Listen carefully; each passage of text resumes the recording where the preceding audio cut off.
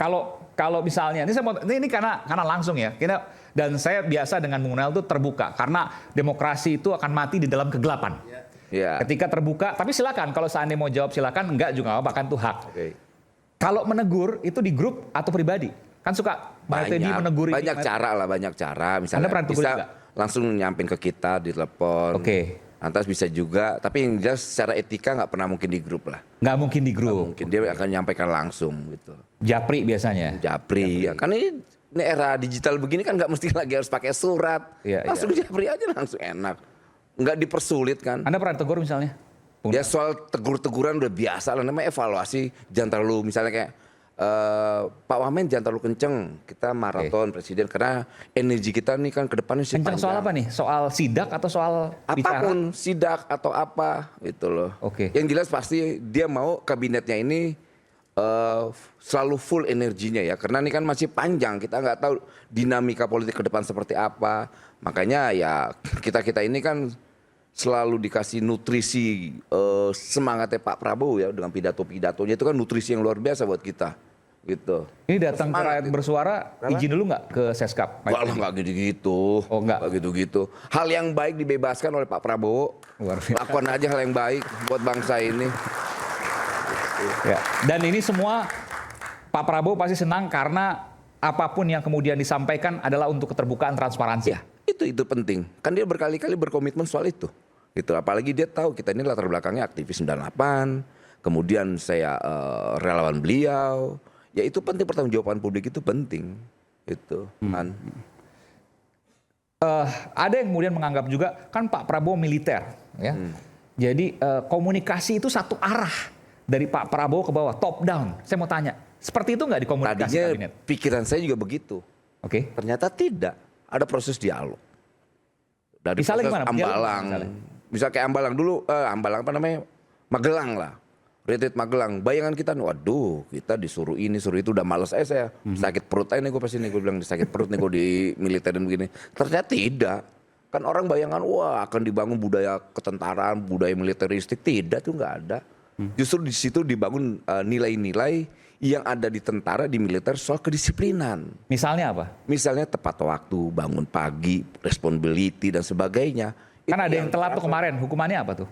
Ya pertama ya pasti ya malu lah, masa nggak ada presidennya di depan, presidennya bangun lebih dulu, kita anak buahnya belakang. Tapi ada yang telat kemarin, nggak usah sebut nama, ada yang telat juga Pak? Gue yang telat. Ribet-ribet semuanya. Gue telat. Presidennya udah jam 3:30 datang, kita datang jam 4. Gimana? Presiden datangnya 3:30. 4 pagi nih? 4 pagi? Oke. Kita datangnya jam 4. Telat setengah jam? Ya aktivis bos. Lo bayangin di Magelang itu, kita gue baru jadi pejabat, tiba-tiba bunyi trompet, toet. Bayangan kita kan, oh kiamat ini kacau. Serius, gue nggak tahu kok udah bunyi trompet nih. Kok baru jam berapa tuh bunyi trompet tuh? Pagi jam 3, jam 3:30 atau bunyi. Ternyata itu kan tradisi di Magelang ada bunyi-bunyi trompet. Gitu loh, oh bunyi trompet. Gue pikir kan besok udah kiamat kan. Baru jadi pejabat langsung kiamat besok. Waduh. Ternyata tuh gitu. Pak Prabowo udah di mana waktu itu? Di lapangan atau di ruangan? Di lapangan di Magelang itu. Udah di tengah lapangan Pak Prabowo. Jam 3:30 itu. Iya. Jadi trompet berbunyi tuh Pak Prabowo udah di tengah lapangan. Aduh, dia disiplin lah bos. Soal itu paling top tuh orang itu. Tuh masih kuat jalan muter-muter apa. Ya kita kan gue tahu teman-teman gue semua yang aktivis-aktivis itu. Yang garis keras ngerokoknya itu.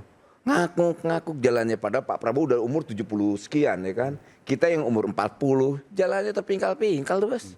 Artinya semangatnya dia tunjukin, ini semangatnya, ini nilai yang kita bangun nanti ke depan. Nah itu yang akhirnya menjadi menjadi nilai yang kita transformasi ke publik. Oh ini loh, jangan males. Republik ini punya pemimpin yang luar biasa dan bisa diandalkan. Dan kita kan menginginkan itu. Dan dia benar-benar bekerja. Apalagi kemarin Pak Hasyim menyampaikan, kita ini udah sering ditipu, sering dibohong-bohongin. Udah gak bisa lagi lah sekarang.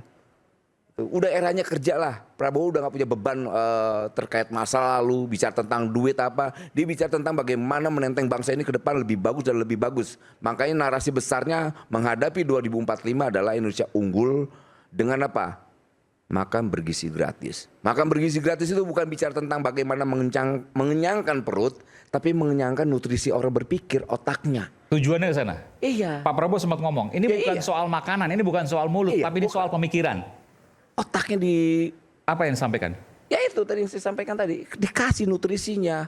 Nutrisi otak itu penting, jangan dikenyangin aja. Nanti orang Indonesia ini kalau dikasih kenyang malah bukannya lincah bergeraknya, malah jadi nanti males, kan repot. Gitu. Kita mau kalau nutrisi otaknya dibagusin, disuplai, itu kan bagus. Makanya syaratnya kan makanan bergizi gratis. MBG, makanan bergizi gratis. Jadi bukan makan gratis, tapi makanan bergizi gratis, bergizi. Oke.